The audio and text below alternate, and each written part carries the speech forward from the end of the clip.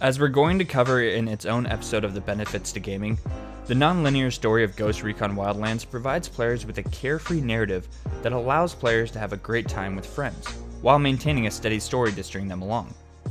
By giving players a checklist that they can accomplish in any order, and allowing them to go to their friend's game to help them complete their own story missions, there is enough reasoning to continually come back to play this action-adventure game. Unfortunately, the game also has one more trick up its sleeve to keep players busy, not by giving them a list to check off, but by making the progression through said list as slow as possible. It may be a weird thing to complain about, but Ghost Recon Wildlands map is just too big. Having a large map in a video game has always been a talking point when comparing the quality of games. For some reason or another, there's always a positive outlook when a game's map beats out another game's map. We compare Fallout 4's map to Skyrim's, The Witcher 3's map to Wildlands, and brag about how expansive it is, but the real point lies within the map itself. It's awesome to have the largest map in gaming history, don't get me wrong, but as No Man's Sky taught us, that means jack when there's nothing to do in it. Now don't get me wrong here, there is plenty to do in Ghost Recon, but it just takes so long to get there to do it.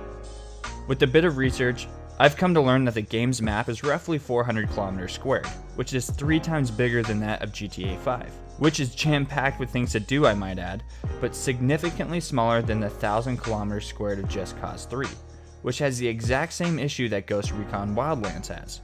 There's just too much empty space. Now, at least with Just Cause 3, you have an interesting traversal system to get yourself around, but in Wildlands, there was no vehicle that I personally felt enjoyable to control. A plane, while difficult to fly and rare to find, was the preferred way to travel, but any other vehicle just felt rough on the dirt terrain of Bolivia. The roads twist and turn, carving through hills and downsides of mountains, but in creating a road system like this, you create these weird triangles of map with literally nothing to do in them. It would be one thing if I could go off-road, tearing through these sections of land, speeding up travel time significantly, but even these have smaller yet pointless roads running through them. If you steer off this mini road, even in the slightest, you'll be facing some of the most atrocious driving controls you could meet in a video game. If you could even manage to keep your vehicle headed the right direction, then you'll get to know the local rock formations pretty well. They block any sort of progression off-road, causing you to meander back to the gray strips of sadness that connect you to your next destination. I've heard the debate. I've been told time and time again that the purpose of such a large landscape and the collections of rocks scattered about are there to add realism to the map.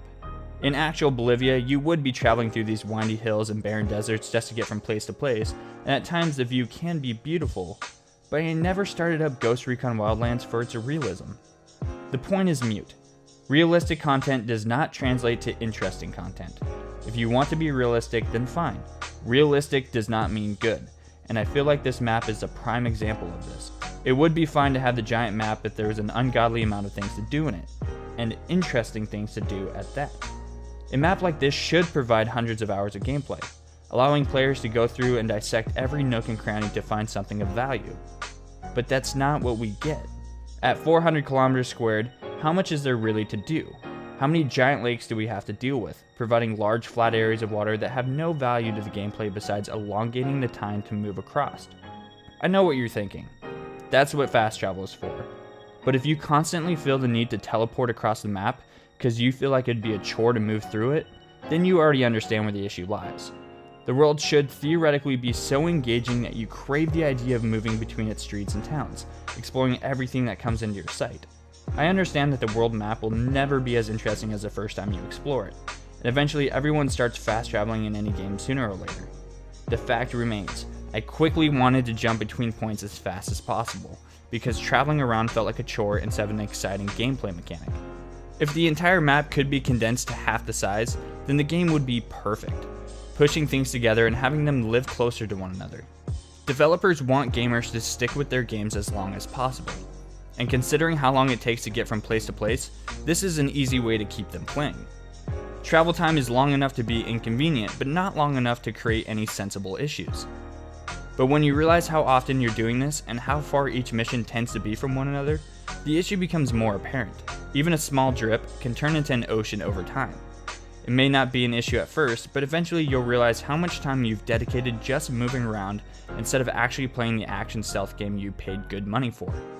Another complaint that at surface level sounds petty and nitpicky, But when you have to travel around this large, empty map to acquire intel, only to realize you have to travel a great distance more to attempt the mission, we have a recipe for wasting more of my time.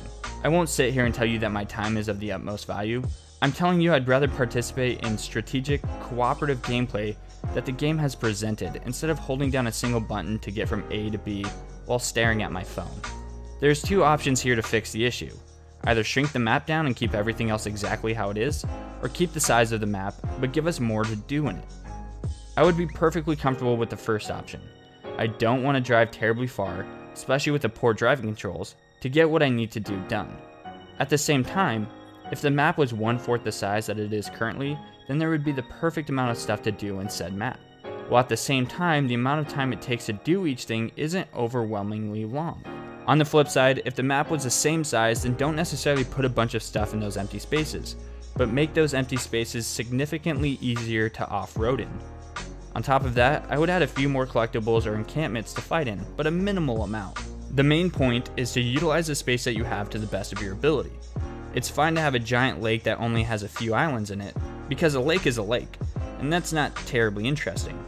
But when the mountain and the rocky hillside next to it have borderline nothing to do in them as well, then I guarantee that I'll end up staring at my phone. Thank you for watching, everyone. If you enjoyed this video, then make sure to subscribe to our channel, and if you disagree with my opinion on Wildlands map, then please let's have a conversation in the comments.